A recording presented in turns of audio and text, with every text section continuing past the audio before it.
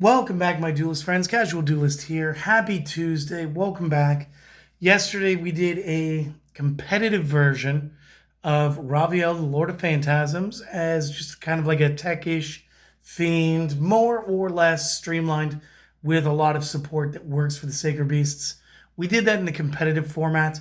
Today will be the casual variant that does not have to adhere to the ban list. So again, if you're going to go, oh, you can't use 3 allures, you silly goose, I'd like you to remember that my name is the Casual Duelist and that this is the casual variant of the deck.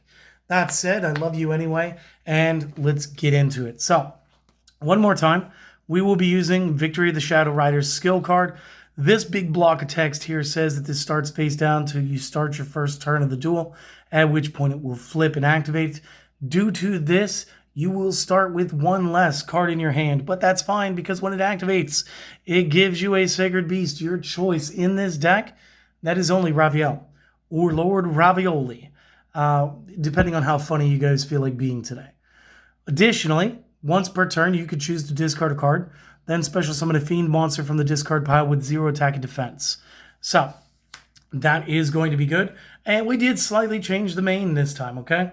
So, we are still going to be playing 3 Dark Summoning Beasts. And real quick, what that big block of text says is, as a monster card, you may tribute this from the field to special summon one of the Sacred Beasts from the hand or deck, ignoring conditions, and then you lose your attacks for the round. Additionally, you could choose to banish this from the graveyard to add a Sacred Beast card from the deck to the hand. So again, very important card for this deck. Next up, we are going to be using the Goblin King this time. Yesterday, I was pretty steadfast about using the Gravitic Orbs because I like them. But since this is the casual format and I can do whatever I want, I'm going to go with the Goblin Kings in version 2. So rather than just making my opponent's battle positions change when my card flips, I'm going to instead have a card that says, if I control another Fiend monster, you have to beat up the other Fiend first, which in this case would be like Raviel, right? So if you can overpower the 4K, then you can attack the 2K. And additionally, his attack and defense values will change by 1,000 per Fiend on the field. And again, since it's on the field, it's my zones, your zones, all of our zones put together. So in a normal game, this is 6,000 points of potential attack value. And again, he's going to fall into the 0-0, which means Victory of the Shadow Riders can continually bring him back. Fantastic. Next up, we got our boy Mad Reloader. Still going to be working on this strategy. If it is destroyed by battle and sent to the graveyard, send 2 from the hand. If you did, draw 2. Awesome card. Really helps you cycle out some of the dead weight. And then last up, Ravioli. He's going to be 4K by 4K, big stats.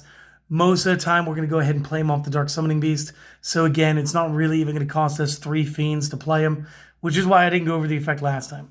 Now, just like last time, Mad Reloader, Goblin King, they're all darks. So obviously, we will be running the Allure of Darkness. And I need to stop touching those because all I'm doing is messing it up worse. So, real quick, for the meta heads, I'm just saying, I already said that this was the casual variant a couple of times. I'm going to be running 3 Allures of Darkness. Cope and Seethe, I get it, but there's still events and people who play casually. So they get 3 Allures. Additionally, they're going to get to play 3 Books of Moon. Because, yeah, it's good. It's good stuff. And 2 Cosmic Cyclones. Because still no ban list. And 1 Fallen Paradise. Because honestly, if you have the option of 3 Allures of Darkness and you're guaranteed to get into Raviel turn 1 every game, maybe, just maybe, you should only be running the 1 Fallen Paradise so that you don't have to continually be banishing stuff through the Allure. But additionally, this will allow us to then pitch for the Victory of the Shadow Riders. And you know what? If you don't need that extra Allure of Darkness because you had a free draw 2, I mean, you could draw 4. You could absolutely do that. You could technically draw 8 in 1 turn by drawing into all 3 copies of Allure. That's fine too. But we're going to get a free draw 2. Might as well do that. Plus the protections. This means Raviel cannot be destroyed by card effects or targeted by our opponent's card effects. which means battle is essentially the only way that you can take the god level Sacred Beast off my side of the field. And then again, because it is the casual format, I'm going to tech in one copy, Wall of Disruption, just to get this up to 20 cards. If you guys want to make this like a 22 card deck, maybe make it 3 Walls of Disruption. It's all good. You guys do what you do, make it fun and enjoy it. So just real quick, screenshot and or pause plus notes, and I'll be back with the rest of this deck. And as you would assume from my extra deck, it is again, same one. So we're just not even going to say it. We're just going to show them. And in the side deck is essentially the same too. We are going to go with the double loss one because it's still really relevant. Double Mind Crush because it's still really relevant. The one Waking the Dragon. And this is actually where I'm sneaking in another copy of Wall of Disruption. I didn't want too many of them in the main deck, even though it can absolutely turn the tide of the game on its own. Just because I was already being pretty heavy-handed with this list, there was no need to go super overboard. So, hopefully you guys all enjoyed this, and if you did, consider supporting the channel. A couple easy ways to do that. Like, comment, and if we've earned it today, maybe a subscription. Additionally, if you guys would like to help us out a little more directly, I'll leave the link to the Buy Me a Coffee in the description below. Again, no pressure. Most importantly, though, I want you guys to go out and enjoy the rest of your day. Because, again, it's Tuesday. We're at the beginning of the week. And just know that I will be with another Sacred Beast tomorrow. Now, let me grab the almighty notebook here.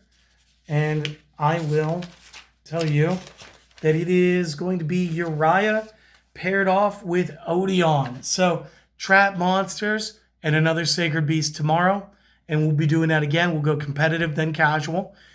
This way, everybody who wants to play this at tournaments locally, you guys get your list first, and then the casual players get theirs second. Either way, it's all good. I hope that you guys enjoyed it, and hope to see you guys again next time. Later.